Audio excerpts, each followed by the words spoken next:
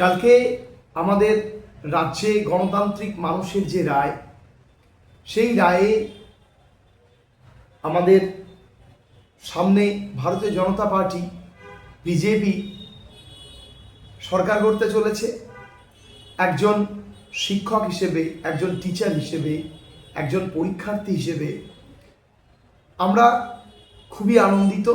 ছাত্রছাত্রীরা কালকে থেকেই বলছে, স্যার প্রচণ্ড আনন্দিত। আমরা যে যুগের মধ্যে দিয়ে যাচ্ছিলাম সেই যুগের অবসান ঘটেছে।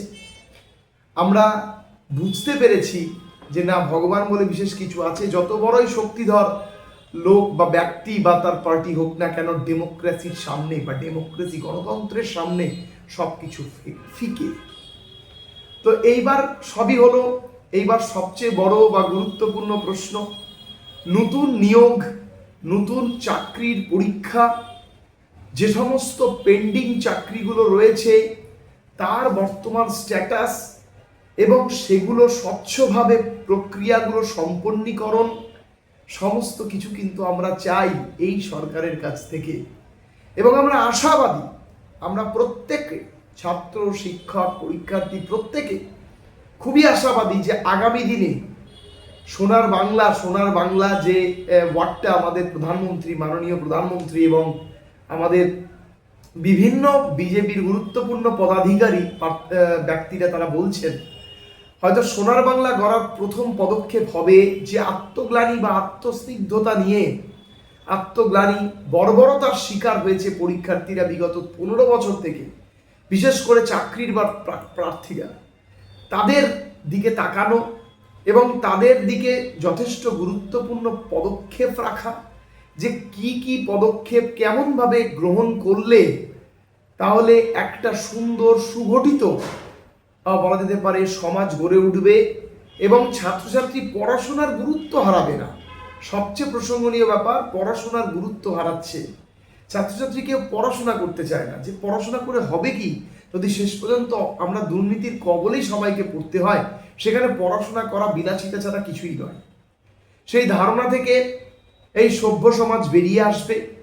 সেই ধারণা বর্জন করে আগামী দিনে এক নতুন সূর্যের উদয় হবে বলে আমরা সবাই আশাবাদী।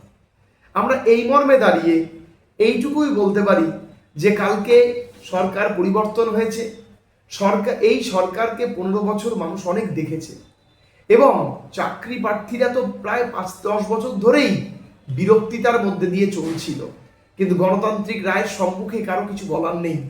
তো রাজ্যবাসী তথা গণতান্ত্রিক রায়ে নতুন সরকার এসছে, নতুন আহ্বান, নতুন চেতনা, নতুন আবেগ, নতুন পদক্ষেপ, নতুন বলা যেতে পারে উৎপাদন, সব কিছু নতুন।